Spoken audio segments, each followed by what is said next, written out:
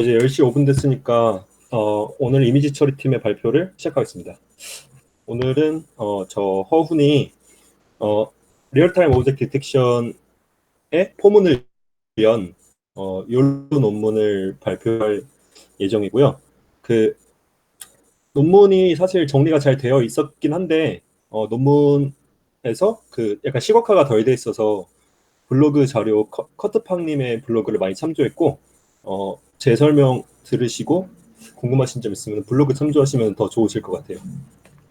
네, 이제 발표 시작하겠습니다. 먼저 오늘 발표 목록은 처음에 이제 이런 욜로라는 논문 시스템이 나오게 된 배경에 대해서 간략하게 설명을 드릴 거고요. 그리고 욜로 시스템이 제안하는 유니파이드 디텍션에 대한 개념과 그 개념을 이제 실제로 구현하기 위해서 어떠한 아키텍처를 가져야 되는지 이 네트워크 디자인에 대해 설명을 드릴 거예요. 그리고 이런 네트워크 이렇게 디자인된 네트워크를 통해서 어떻게 리얼타임 오브젝트 디텍션이 이루어지고 어, 어, 트레이닝 어떻게 시켰는지에 대해서 설명을 드릴 겁니다. 마지막으로 욜로라는 모델이 가져다준 이제 그 컨트리뷰션과 함께 컨클루전을 지으면서 마무리하도록 하겠습니다. 먼저 논문이고요. 그 욜로 논문은 이제 워싱턴 대학이랑 워싱턴 대학에서 이제 AI를 전문을 연구하는 앨런 인스티튜트에서 약간 주관해서 진행한 논문이고 지금 제가 아카이브 기준으로 봤을 때 한 사이테이션이 44,000회 정도 됐던 것 같아요. 근데 꽤 오래된 논문인데 사이테이션이 꽤 괜찮게 나오는 것 같아요. 지금 욜로가. 먼저 욜로에 대한 인트로덕션에 대해서 먼저 설명해 드릴게요.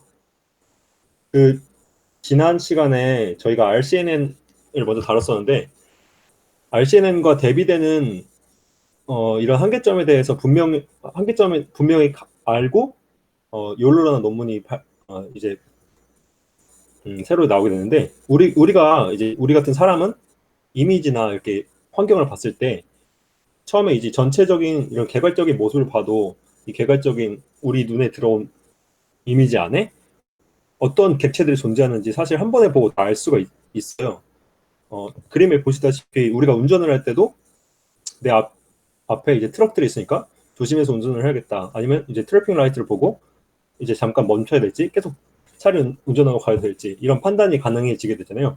이런 것들이 가능해지는 계기가 우리가 이 시각적인 정보를 받았을 때 바로 객체에 대한 정보를 우리가 인식할 수 있다는 이런 점 때문에 우리가 운전이 가능하다고 해요. 그런데 이제 지난 시간에 저희가 발표해드린 RCNN 같은 경우는 오브젝트 디텍션 시스템을 두 단계에 걸쳐서 실행했잖아요. 처음에는 이제 객체가 있을 법한 모든 바운딩 박스를 쳐서 바운딩 박스 문제를 해결한 다음에 이 바운딩 박스들을 우리가 검출을 하고 해놨으니까 해당 바운딩 박스에 속한 이제 오브젝트가 어떤 클래스에 속하는지 이제 클래스 리그레션 문제를 또 멀티 클래스 문제를 해결해야 했어요. 근데 이렇게 두 단계에 걸치는 복잡한 오브젝트 디텍션 이런 해결 방안은 사실 인간의 시각 시스템, 즉 우리가 앞에 전체 이미지를 보고 어떤 객체구나 바로 이렇게 즉각적인 반응을 하는 것을 모방하기에는 역부족이다. 라는 명확한 한계점을 욜로가 RCNN 같은 전통적인 오브젝트 디텍션에서 문제점을 파악을 한 거예요. 그래서 욜로를 쓴 저자들은 이제 이미지를 주어졌을 때 이미지 안에 객체가 있을 법한 곳에 바운딩 박스를 치는 바운딩 박스 프로블럼과 그 바운딩 박스 안에 속하는 객체가 어떤 클래스인지 이거를 해결하는 클래스 프로버빌리티 문제를 하나의 이제 레그레션 문제로 엮어서 전체 이미지를 딱 한 번만 보는 것만으로도 이미지 내에 어떤 객체가 있고 어디에 그 객체가 자리하고 있는지 이런 두 가지 정보를 한 번 추측할 수 있는 이런 유니파이드 디텍션이 가능한 모델을 이제 고안을 한 게 욜로입니다. 그래서 먼저 들어가기 앞서서 욜로의 장단점에 대해서 간략하게 살펴볼 텐데요. 욜로는 앞서 말씀드린 것 같이 그 두 가지 우리가 해결해야 됐던 두 가지 문제를 한 번에 처리하기 때문에 굉장히 간단하고 빠른 속도를 지니고 있어요. 그리고 기존에도 사실 욜로 이전에도 리얼타임으로 오브젝트 디텍션을 해결하고자 하는 시도들이 몇 번 있었던 것 같아요. 근데 뒤에 익스페리멘트에서 다시 나오겠지만 그런 기존의 리얼타임 디텍션 시스템들보다 MAP가 한 2배 정도 높게 이제 그 실험 결과가 나와요. 굉장히 좋은 정확도를 지닌다고 볼 수가 있죠. 그리고 두 번째 장점은 그 RCNN 같은 경우는 바운딩 박스를 이제 객체가 있을 법한 모든 곳에다가 바운딩 박스를 치고 그 바운딩 박스에 대해서만 클래스 문제를 해결해야 됐었기 때문에 사실 이 바운딩 박스를 치고 그 바운딩 박스만을 본다는 것 자체가 그 주변 정보들을 굉장히 무시하게 되는 그런 결과를 낳게 돼요. 그렇기 때문에 이런 그 염소와 사람이 있는 그림을 주어졌을 때 만약 이렇게 배경에다가 바운딩 박스가 쳐지게 되면은 이 배경이 단순한 배경인지 아니면 이 배경도 혹시 사물이 아닐까라는 이런 백그라운드 에러를 많이 발생을 시킨다고 해요. 그런 RCNN 같은 바운딩 박스를 통한 디텍션 모델들은. 하지만 이제 이분들이 고안한 욜로의 경우 전체 이미지를 함께 학습하기 때문에 명확하게 백그라운드인 걸 알 수 있게 되는 거죠. 그래서 전통적인 모델들보다 백그라운드 에러가 상대적으로 많이 낮다. 그래서 이건 좋은 거다. 라는 게 두 번째 장점이고, 세 번째 장점 역시 두 번째 장점에서 약간 연장선상이라고 볼 수 있는데, 이미 그 바운딩 박스 안에서의 그 객체만 보는 게 아니라 사실 처음에 볼 때는 전체 이미지를 한번 같이 보기 때문에 객체들의 어떻게 보면 되게 제너럴라이제이션 된 특징을 학습할 수 있다고 할 수 있겠죠. 그래서 이게 어떤 장점을 가지게 되냐면 내추럴 이미지로 우리가 트레이닝을 시켜도 이제 내추럴 이미지로 트레이닝을 거친 모델에다가 아티스틱한 이미지를 이제 인퍼런스를 위해서 새로 인풋으로 주었다 했을 때 우리가 사진들로 학습을 시킨 모델에 피카소의 그림을 넣는다 했을 때 그 피카소 그림 내에 의자가 있으면은 이 오브젝트가 의자다라고 그림에 대해서도 오브젝트를 추출할 수 있게 돼요. 그러니까 그 객체에 대한 일반적인 특징을 잘 잡을 수 있었던 거예요. 이게 뭐 그림이든 실제 사진이든 같은 의자라는 특징점을 잡을 수 있었기 때문에 이런 욜로 모델은 다른 모델들에 비해서 객체의 고유한 일반화된 특징을 잘 학습한다. 이게 세 번째 장점이었습니다. 근데 항상 그 모델들이 나올 때마다 장점들만 있는 게 아니잖아요. 그래서 단점도 얘기를 하고 있는데 그 단점으로는 이게 되게 명확하면서도 사실 큰 단점이긴 한 것 같아요. 바운딩 박스 문제를 먼저 해결하고 그 클래스 문제를 해결했던 전통적인 모델들보다 사실 욜로가 정확도가 상대적으로 떨어진다고 해요. 특히 이제 크기가 작은 객체를 검출할 때 리얼타임으로는 정확도가 잘 나오지 않는다. 그리고 이게 욜로의 가장 큰 이제 단점이라고 할 수 있습니다.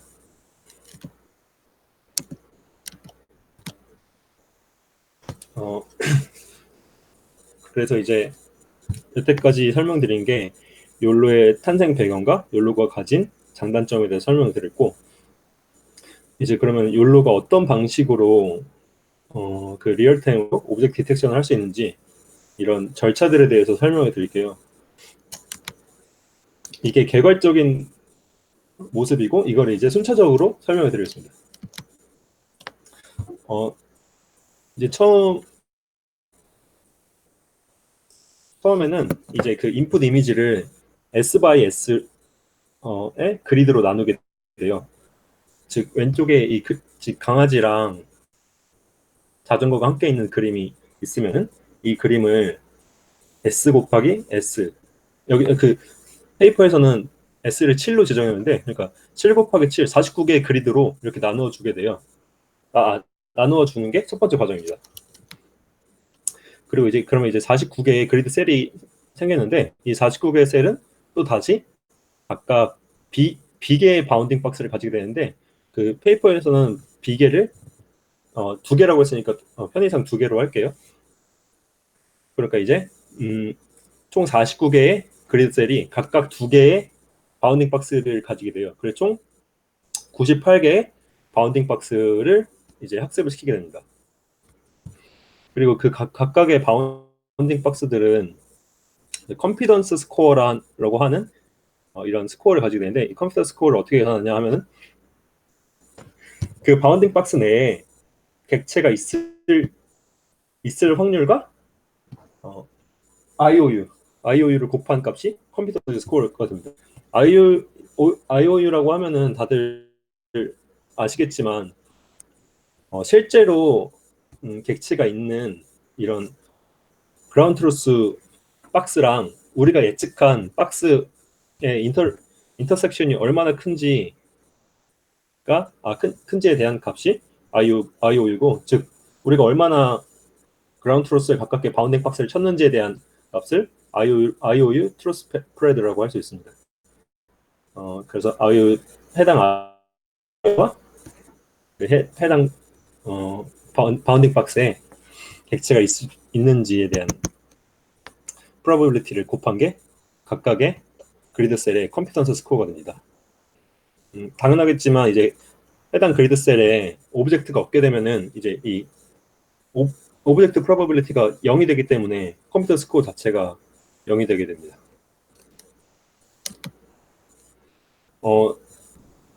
그래서 위에가 그 바운딩 박스 문제에 대한 해결 방식이고요. 두 번째는 이제 각각의 그리드 셀은 이제 C개의 컨디셔널 클래스 프로버빌리티를 가지게 돼요. 여기서 C개는 페이퍼에서는 20개라고 지정을 해놨는데 20개가 무슨 말이냐면은 이 각각의 그리드 셀이 어떤 클래스에 속할까에 대한 그런 확률적인 거를 계산해주고 있는 거예요.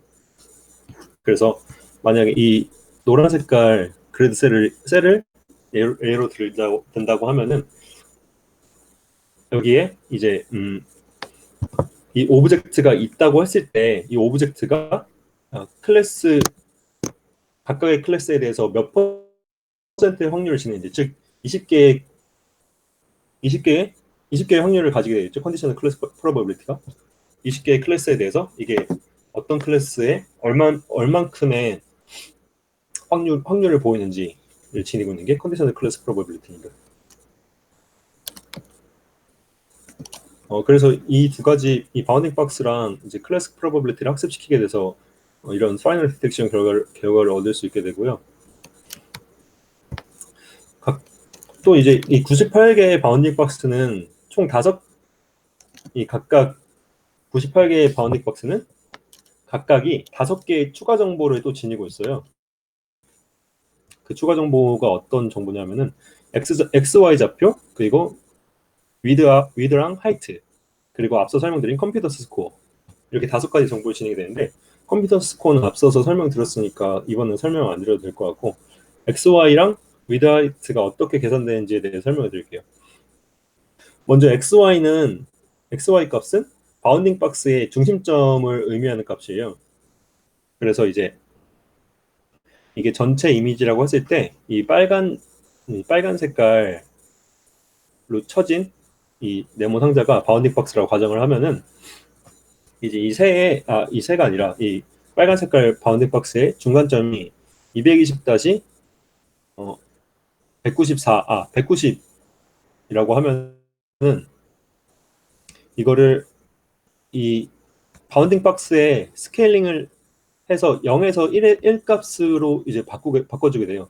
그래서 이게 이 바운딩 박스 값의 정중앙이 220-190인데 여기서 이 좌측 이 149를 빼주고 이 190에서도 149를 빼주고 149로 나눠주게 돼서 0에서 1 값을 가지게 되는, 즉 이 바운딩 박스 안에서 다 이게 1, 이게 1, 설명이 좀 애매한데, 아무튼 이런 식으로 상대적인 값으로 0에서 1 값을 가지게 바운딩 박스의 중간 값을 xy로 지정해 주게 됩니다. 그리고 위드랑 하이트는 전체 이미지에 대해서 이 바운딩 박스가 얼만큼의 크기를 가지고 있는지에 대한 상대값인데, 전체 이미지가 지금 가로 세로가 다 448이잖아요. 0에서 447까지니까. 그래서 이제 이 바운딩 박스의 위드가 224이기 때문에 224를 448로 나눠서 절반값, 즉 이 바운딩 박스는 0.5의 위드를 가지고 있다. 그 전체 이미지에 대비해서. 그리고 이 바운딩 박스의 하이트는 143이기 때문에 마찬가지로 전체 이미지의 하이트인 448로 나눠서 전체 이미지 대비 해당 바운딩 박스는 0.32의 하이트를 지니고 있다. 라고 해서 XY 값과 위드 하이트 값 두 값 모두 0에서 1 값을 가지게 이렇게 상대적으로 스케일링을 해줘서 각각의 바운딩 박스가 지니도록 합니다. 이렇게 지니게 하는 이유는 이후에 나오는 이제 로스 펑션에서 사용을 하기 위해서입니다.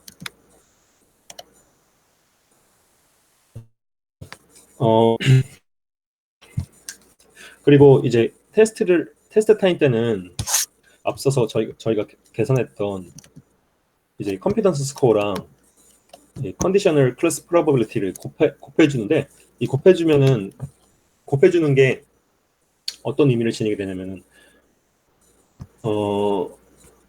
그 바운딩 박스에서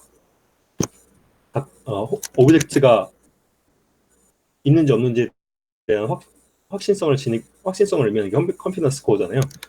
그리고 해당 그리드 셀이 어떤 클래스를 지니고 있는지 소프트맥스 형식으로 0에서 총합이 1이 되도록 총 20개의 클래스로 나눈 게 컨디셔널 클래스 프로버빌리티이기 때문에 오브젝트가 있고 그 오브젝트가 어떤 클래스일지를 구할 수 있는 게 두 값을 곱한 클래스 스페시픽 컨피던스 스코어입니다. 그래서 이게 이따가 지금 이후에 트레이닝 프로세스 때 나오니까 기억을 해두시면 좋을 것 같아요. 그리고 이제 다음으로는 전체적인 네트워크 아키텍처에 대해서 설명을 드릴 건데, 이제 욜로는 그 구글 르넷을 기반으로 한 네트워크 아키텍처예요. 르넷은 아니고 구글 르넷인데, 구글 르넷을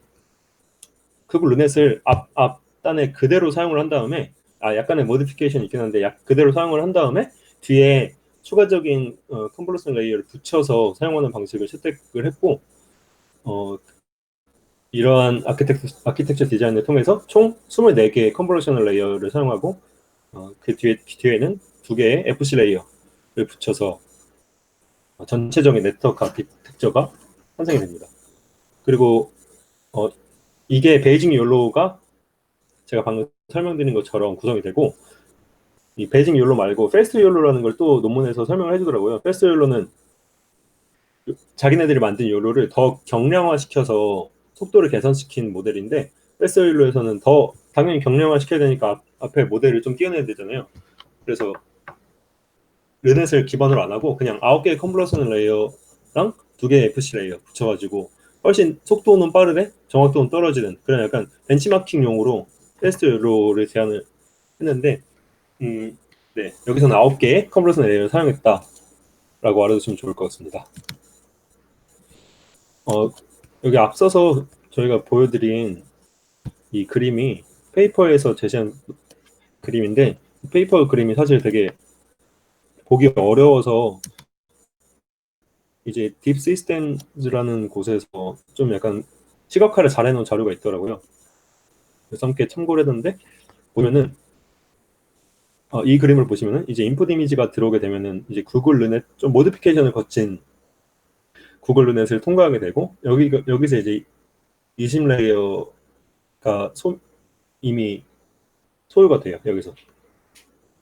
그리고 이제 결과물이 14 곱하기 14 곱하기 1024에 이제 이 결과를 추가적으로 4개의 컨볼루션을 씌워서 최종 결과를 나오게 됩니다. 이 최종 결과에 FC 레이어를 2개 거치게 하고 이제 리쉐입을 시키면은 최종적으로 뭐 이런 디텍션 결과가 나온다 라고 하는데, 뭐 이제 차근차근 짚어볼 거고, 여기서 봐야 될 거는 구글 르넷에서 20개 그리고 컨볼루션을 자체적으로 4개를 추가시켰다. 그래서 총 24개 컨볼루션 레이어를 사용시켰다라는 게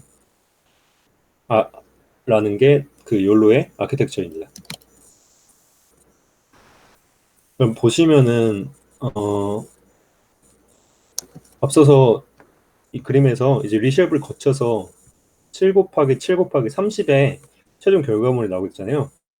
이제 이 7 곱하기 7 곱하기 30에 어떤 정보들이 잠겨 있는지에 대한 해석이 이제 이어지고 있는데요. 7 곱하기 7은 사실 저희가 아까 전에 앞서서 말씀드렸던 그 그리드셀의 설정이에요. 그 S 곱하기 S 사이즈만큼으로 그리드셀을 만들어야 한다고 했는데, 그리드셀의 7 곱하기 7 설정으로 총 49개의 그리드셀을 지닌다. 그게 여기 보이는 7 곱하기 7 이 값을 의미합니다. 그리고 30은 각각의 셀이 인퍼런스를 거쳐서 어떤 정보들을 담고 있는지에 대한 벡터 값을 가지고 있는데,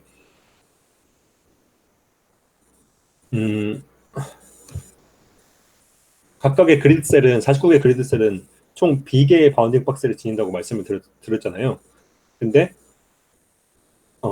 페이퍼에서는 B개가 2개이기 때문에 여기서도 2개로 설명을 드릴게요. 그래서 최초 이제 1 곱하기 30 이 벡터 값의 최초 5개의 값은 앞서 말씀드렸듯이 그 첫 번 바운딩 박스가 가지고 있는 5개의 값이에요. 즉 XY 좌표, width, height, 그리고 confidence score, 이렇게 5개의 값을 1 곱하기 30 벡터 내에 첫 번째 0부터 4까지 이 좌표 공간에 가지고 있고,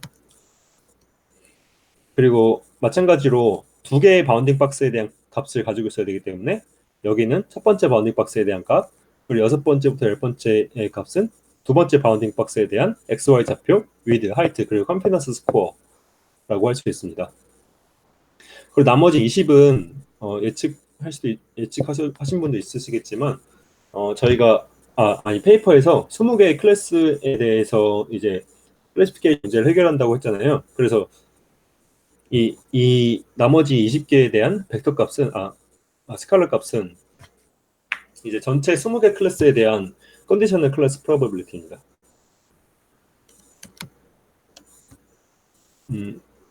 그래서 그 컨피던스 스코어랑 이제 컨디셔널 클래스 프로버빌리티를 곱하면은 클래스 스페시픽 컨피던스 스코어가 나온다고 말씀을 드렸는데, 여기서 이 해당 곱이 여기서 설명이 되고 있어요.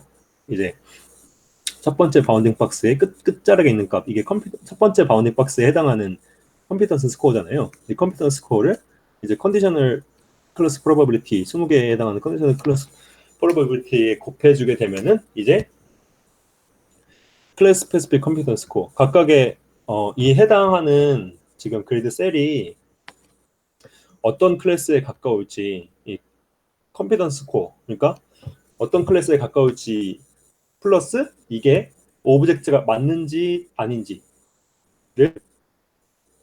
나타내는 값이 클래스 스페시픽 컴피던스 스코어입니다. 이 첫 번째로 이 해당 값을 구한 것처럼 두 번째 바운딩 박스도 두 번째 바운딩 박스에 여기 끝자락에 있는 컴피던스 스코어를 뒤에 20개의 값을 곱해주게 되면은 두 번째 바운딩 박스에 클래스 스페시픽 컴피던스 스코어가 나오게 되겠죠. 그래서 생각을 해보면은 우리가 7 곱하기 7 총 49개의 그리드 셀을 사용을 하는데, 각각의 그리드 셀은 2개의 바운딩 박스를 가지고 있기 때문에 총 98개의 클래스 스페시픽 컴퓨터 스코어를 얻을 수 있게 됩니다.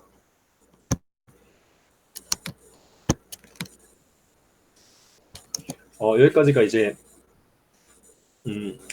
새로운 이미지를 인프런스 할 때 어떤 과정을 네트워크를 새로운 이미지를 이제 인풋을 넣었을 때 네트워크를 거쳐서 어떻게 이제 오브젝트를 건축하게 되는지 전체적인 파이프라인을 설명을 드렸고, 그러면은 이 해당 아키텍처를 어떤 방식으로 트레이닝을 시켰는지에 대해서 말씀을 드릴게요. 이 부분에서 수식이 좀 많이 나와서 제가 설명이 좀 미흡한 부분이 있을 것 같은데, 끝나고 질문하실 때 해당 오류들 있으면은 말씀해 주시면 감사하겠습니다. 먼저 트레이닝 프로세스의 첫 번째 단계는 이제 그리드 셀의 여러 바운딩 박스들 중에, 사실 여러 바운딩 박스라고 했지만 페이퍼에서는 두 개니까 그냥 두 개의 바운딩 박스 중에 그라운드 트루스 박스랑 IOU가 가장 높은 바운딩 박스를 프레딕트로 설정을 해요. 이게 무슨 말이냐면은 이제 하나의 그리드 셀에서 출발한 두 개의 바운딩 박스가 실제로 오브젝트가 존재하는 박스랑 잘 맞을 수도 있고 안 맞을 수도 있잖아요. 근데 두 개를 모두 가져가는 게 아니라 둘 중에 더 오브젝트를 잘 검출할 것 같이 느껴지는, 즉 IOU가 더 높다고 판단된 한 개의 바운딩 박스를 그 해당 그리드 셀에 프레딕터로 설정을 해요. 그러니까 한 개의 그리드 셀은 두 개의 바운딩 박스를 가지지만 둘 중에 한 개의 바운딩 박스가 해당 그리드 셀을 대표하는 예측자가 되게 됩니다. 그래서 이 1번의 기준을 따라서 이 세 개의 노테이션이 있다가 그 로스 펑션을 사용이 되는데, 이 첫 번째 노테이션은 오브젝트가 OBJ니까 오브젝트가 존재하는 그리드 셀 I의 프레딕터 바운딩 박스 J 가 이 첫 번째 노테이션이고, 두 번째 노테이션은 no OBJ, 오브젝트가 존재하지 않는 그리드 셀 I의 바운딩 박스 J, 프레딕터 J입니다. 그리고 세 번째는 그냥 여기서는 프레딕터에 대한 노테이션이 추가되어 있지 않고 그냥 오브젝트 자체가 존재하는 그리드 셀 I가 세 번째 노테이션을 의미합니다. 그래서 지금 보이시는 이 5단계의 수식이 저희 그 욜로에서 사용된 그 로스 펑션인데, 로스 펑션을 이 다섯 개 단계로 나눠서 설명이 잘 되어 있더라고요, 여러 블로그에서. 그래서 라인 바이 라인으로 일단 제가 아는 선에서 설명을 드릴게요. 일단 첫 번째 라인은 오브젝트가 존재하는 그리드 셀 I의 프레딕터 바운딩 박스 J에 대해서 X와 Y의 로스를 계산합니다. 즉 그리드 셀을 대표하는 프레딕터가 이제 그 바운딩 박스 IOU가 제일 높긴 하지만 바운딩 박스의 XY 좌표에 대한 오류가 분명히 있을 거잖아요. 그래서 이제 실제 그라운드 트루스 박스랑 바운딩 박스의 XY 좌표 위치 차이를 구해서 이제 로스를 구한다라는 게 첫 번째, 이 수식의 첫 번째 라인이고요. 그러니까 XY 좌표에 대한 로스를 구한다라고 그냥 간단히 설명해도 될 것 같아요. 그리고 두 번째도 마찬가지로 오브젝트가 존재하는 그리드 셀 I의 프레딕터 J에 대해서 위드와 하이트에 대한 로스를 계산하게 됩니다. 근데 보시면은 1번 라인에서는 루트 제곱근을 따로 씌우지 않았는데 2번 라인에 씌우게 된 이유는 바운딩 박스가 크면 클수록 사실 작은 박스들에 비해서 로스가 당연히 크게 발생할 수밖에 없어요. 이게 그냥 간단하게 생각하면은 큰 에러가 아닌데 단지 크기가 크다는 이유로 큰 에러로 잘못 판정할 수 있다라는 문제가 있을 수 있게 됩니다. 그래서 큰 박스들에 대해서 상대적으로 이 로스를 작아지게 좀 노멀라이제이션 하기 위해서 위드 하이트에 대한 로스를 구할 때는 제곱근을 주게 됩니다. 그리고 세 번째 라인은 오브젝트가 존재하는 그리드 셀 I의 프레딕터 컴피턴스 스코어에 대한 로스를 계산하는데, 그러니까 오브젝트가 존재하니까 해당 그 바운딩 박스가 컴피턴스 스코어 이 내 바운딩 박스 안에 지금 물체가 존재하는지 안 하는지에 대한 컴퓨턴 스코어를 0에서 1 값으로 가지고 있을 거잖아요. 근데 디폴트 값은 1이잖아요. 무조건 존재한다. 왜냐면은 존재하는 거에 대한 로스를 거는 거기 때문에. 그래서 1에서 그 바운딩 박스에 얼마나 확신하는지 컴퓨터 스코어를 빼서 로스 값을 계산하는 게 세 번째 라인이고, 네 번째 라인은 그 반대라고 생각하시면 돼요. 오브젝트가 존재하지 않는 그리드 셀은 오브젝트가 존재하지 않는 그리드 셀은 이제 디폴트 값이 0이어야 되잖아요. 왜냐면 오브젝트가 존재하지 않는다고 했기 때문에. 근데 존재하지 않지만 컴퓨터 스코어가 사실 그 클래스 프로버빌리티를 곱하기 때문에 0보다 무조건 높게 넣을 수밖에 없어요. 그 아무리 오브젝트가 존재할 PR 오브젝트가 작다고 해도 클래스에 대한 프로버빌리티가 다 곱했기 때문에 0보다 높은 값이 나오게 되는데, 그래서 그 높은 값 0보다 높게 나온 값이 0과 얼마나 차이가 나는지에 대해서 로스를 구하는 게 네 번째 라인입니다. 마지막으로 다섯 번째 라인은 오브젝트가 존재하는 그리드셀 i에 대해서 이제 앞서서 저희가 계속 계산했 그 벡터를 통해서 계산했던 벡터를 통해서 계산하지 않은 계산한 게 아니라 이 컨디셔널 클래스 프로버빌리티의 로스를 계산하는 게 다섯 번째 라인입니다. 즉 이제 그 각각의 그리드셀이 총 20개의 클래스 프로버빌리티를 가지고 있게 되는데, 이게 그 그라운드 트루스 값이 있고, 그 각각의 그리드셀이 예측한 컨디셔널 클래스 프로버빌리티 20개가 있는데, 이 두 값을 계산해 주는 게 다섯 번째 라인의 로스 펑션의 다섯 번째 라인입니다. 이 로스들을 다섯 개를 다 더해서 이 값을 작아지도록 트레이닝하는 게 욜로의 트레이닝 방식, 학습 방식이었습니다. 근데 여기서 저희가 앞에서 이 람다 콜드랑 람다 노 OBJ에 대해 설명 안 드렸잖아요. 이게 왜 사용되는지에 대해서 간단하게 설명을 드리면은 먼저 아래에 대해서 먼저 설명해 드릴게요. 람다 노 OBJ. 그 한 그림이 전체 그림이 주어졌을 때 사실 해당 이미지에 그 오브젝트가 없는 셀이 훨씬 많을 거예요. 7 곱하기 7로 나눴을 때도 당연히 걔랑 자전거를 검출하는 셀보다 그 검출하지 못하고 그냥 백그라운드에 속해 있는 셀이 훨씬 더 많을 거예요. 근데 그런 노 오브젝트에 대한 셀에 대해서 로스를 모두 계산하게 되면은 사실 노 OBJ의 로스가 너무 커지게 돼요. 근데 우리가 모델을 학습시킬 때 사실 노 OBJ에 대해서 학습을 많이 시킬 필요가 없잖아요. 검출을 제대로 시켰는지 안 시켰는지 그 로스가 훨씬 더 중요한 학습 파라미터인데, 노 오브젝트 객체를 검출하지 못한 그리드 셀의 값을 일일이 다 계산하면은 사실 로스 펑션에서 굳이 학습되지 않을 정보들이 너무 많이 학습된다라고 라고 저자들이 주장을 하더라고요. 그래서 람다도 OBJ 값이 0.5로 주어지게 돼요.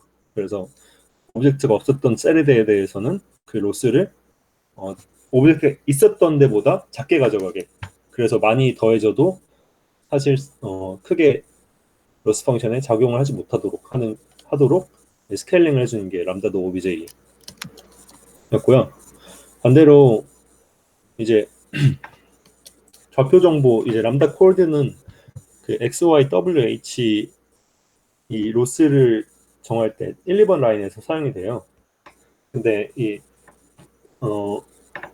해당 정보는 제가 정확히는 이 람다 정보는 제가 정확히 이해 못했는데 한 페이퍼에서는 5를 주더라고요. 5를 줘서 약간 더 커지게 하는데 밸런싱 파라미터라고 하는 거 보니까 다른 값들이 다른 값들보다 크게 가져가야 되는 값이기 때문에 5를 곱해주지 않았나 라고 저는 생각을 하고 있습니다.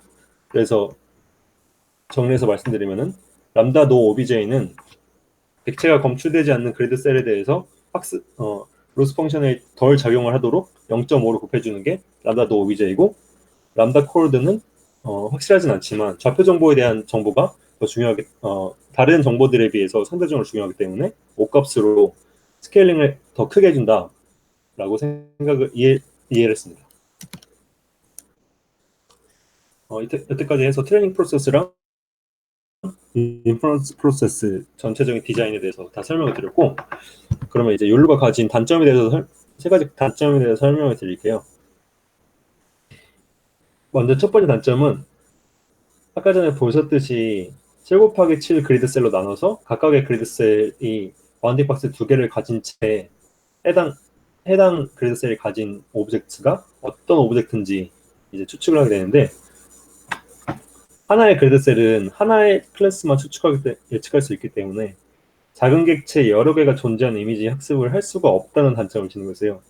아까 7 곱하기 7 그 예제에서는 설명이 잘 안 되지만, 만약에 지금 이 강아지들이 가득한 이 이미지를 2 곱하기 2 그리드셀로 나눈다고 가정을 하면은 분명히 이 네 개의 셀 안에 여러 마리의 강아지들이 들어가게 될 거예요. 그러면 이제 제가 견종으로 드리려고 했는데 견종이 같은 것 같네요. 그래서 그러면은 해당 그리드셀에 속한 오브젝트의 색깔을 분류하는 문제라고 했을 때, 얘네들은 검정색이고 얘네는 갈색이고 하는데, 이 네 마리의 강아지 중에 한 마리에 대해서만 예측할 수 있기 때문에 블랙 아니면 브라운 이 둘 중에 하나밖에 예측할 수 없다는 이런 단점을 가지고 있습니다. 그리고 두 번째 단점은 바운딩 박스가 우리가 트레이닝 이미지를 준 이미지에 대해서 이미지 안에 존재하는 오브젝트의 모양들에 대해서만 의존적이기 때문에 새로운 인풋으로 이전에 학습되지 않은 형태의 오브젝트가 들어오게 되면은 바운딩 박스를 예측할 때 제대로 된 예측을 할 수 없게 돼요. 이 두 번째 이미지가 좀 대표적인 예라고 할 수 있을 것 같은데, 사실 저희가 연을 날리기 전에 네모난 형태의 연만 학습시키게 되면은 이렇게 날면서 곡선으로 흰 형태의 연이라고 볼 수가 없게 되는 거죠. 이 욜로 같은 경우 다른 OD 시스템에서도 마찬가지겠지만 욜로 같은 경우는 특히나 더 바운딩 박스 문제에 취약할 수밖에 없다는 게 단점입니다. 왜냐면은 바운딩 박스랑 클래스 문제를 한 번에 해결하기 때문에 상대적으로 두 문제에 대해서 다른 아키텍처들보다 로버스트하게 풀 수가 없게 되긴 하겠죠. 속도는 분명 빠르긴 하지만 로버스트하게 바운딩 박스 문제를 해결할 수는 없다라는 게 두 번째 단점인 것 같습니다. 그리고 세 번째는 이제 바운딩 박스를 처음에 예측하는 게 아니라 그 컨버전 레이를 다 거쳐서 그 이미지 값에 대한 특징점을 다 모두 모은 피처 맵을 대상으로 바운딩 박스를 예측하기 때문에 객체 위치가 사실 많이 흔들려질 수도 있다는 게 세 번째 단점이에요. RCN이나 다른 기존의 오브젝트 디텍션 모델들의 경우에는 바운딩 박스를 첫 번째 문제로 해결하기 때문에 바운딩 박스를 잡고 클래시피케이션 문제를 해결하는 것 자체에서 로컬라이제이션이 되게 로버스트하게 이루어진다고 할 수가 있어요.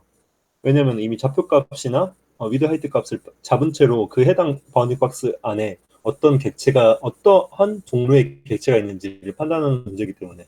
하지만 우리가 지금 공부하고 있는 이 모델의 경우 바운딩 박스를 치면서 클래스 문제를 해결하기 때문에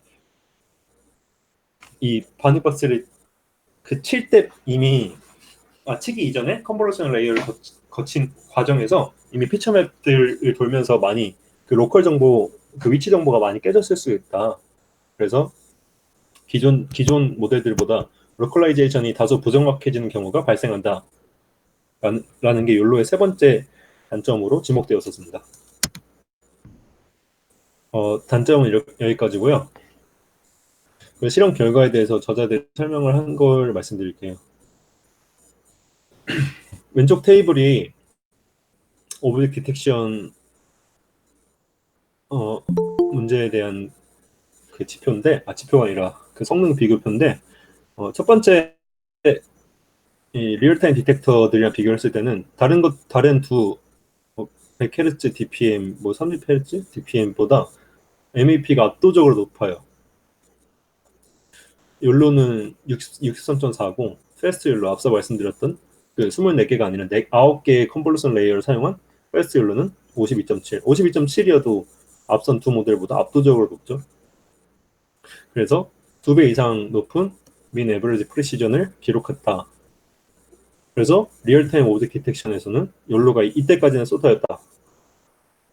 하지만 이제 리얼타임이 아닌 문제에서 봤을 때는 욜로가 RCNN 계통들 여기서 이게 페스티벌 RCNN BGG 16 이때가 소타였겠죠? 이거보다는 낮은 기록을 하고 있어요. 그러니까 이게 무슨 의미냐면은 리얼타임으로 가져갔을 때는 분명히 장점이 있지만 리얼타임 아닌 환경에서는 RCNN보다 아까 전에 말씀드렸다시피 작은 객수도 잘 인식 못하고 성능이 마냥 좋은 건 아니다. 하지만 빠르다라는 게 이 실험 결과가 의미하는 바이고요. 오른쪽에서 보이는 이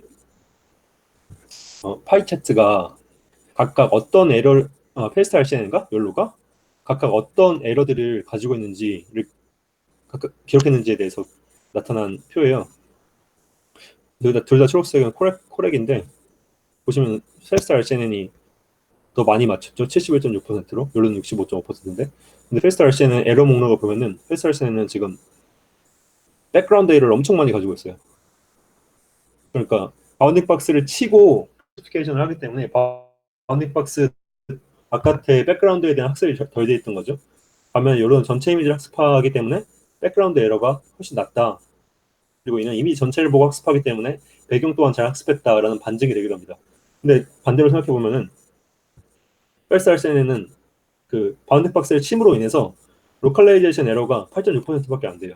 즉 해당 객체가 어떤 위치에 있고 어떤 크기를 가지고 있는지 정확히 학습을 한 채로 클래시피케이션을 하는 반면 욜로의 경우 이 그 두 문제를 한 번에 해결하려고 하기 때문에 로컬라이제이션 에러가 베스트 RCN보다 11% 높은 사실 사이드 이펙트죠. 백그라운드는 잘 학습했지만 로컬라이제이션 에러 작다. 근데 중요한 건 논문에서는 로컬라이제이션 에러에 대한 설명을 안 하더라고요. 이 익스페리먼트에서는 아무튼 로컬라이제이션에서는 여전히 약점을 보이고 있다라는 게 파이 차트가 의미하는 바였습니다. 그리고 앞서 장점에서 말씀드렸던 거에 대한 익스페리먼트 결과인데 이거는 그 실제 사진들에 대해서 프리트레인을 한 RCN, DPM 이런 모델들을 가지고 이제 피카소 데이터셋을 그러니까 피카소가 그린 그 그림 이미지를 이렇게 인퍼런스를 시켰을 때 압도적으로 높아요. 53.3. 이게 무슨 의미냐면은 사진에서 나타난 의자랑 정물화에서 나타난 의자든 이게 의자다라는 걸 잘 학습시키고 있는 거예요. RCNN 같은 경우는 그 사진 속 의자는 잘 의자라고 판별을 할 수 있지만 그림으로 묘사된 의자는 이게 의자다라고 확신을 가지지 못하고 클래시피케이션 문제에서 욜로보다 이런 아티스틱 문제에서 약한 모습을 보이고 있는 거예요. 사실 저 개인적인 입장에서는 이게 그게 크게 유의미한 결과인지 모르겠는데 아무튼 아티스틱한 이미지를 잘 해결한다는 것 자체가 본인들이 이야기할 때는 그 객체, 오브젝트의 이 제너럴한 정보들을 잘 학습한 거다라고 주장을 하더라고요. 네, 아무튼 그렇고요. 이제 욜로 모델의 결론을 설명을 드릴 건데, 욜로 모델이 주는 컨트리뷰션은 되게 간단해요. 간단하다, 그리고 빠르다, 쉽다. 이렇게가 지금 컨트리뷰션이고, 전체 이미지를 한 번에 그냥 때려 박았을 때 하나의 프로블럼으로 해결할 수 있다는 게 가장 욜로가 가진 큰 장점이고, 어, 이 세 번째 문장은 그냥 앞서 설명한 그거예요. 그냥 이렇게 그림들 봤을 때도 일반화가 잘 되는 모델이기 때문에 뭐 모나리자를 봤을 때도 이렇게 펄슨이나 캐지다, 이걸 잘 잘 추론을 한다. 하지만 말신은 이런 거 못하는데, 우리는 오브젝트 자체에 대한 일반화 학습을 잘하기 때문에 가능하다라고 하면서 컨트리뷰션을 이렇게 소개를 해드렸습니다. 발표는 마치겠고, 채팅으로 질문 있으신 분 해주시면은 아는 선에서는 제가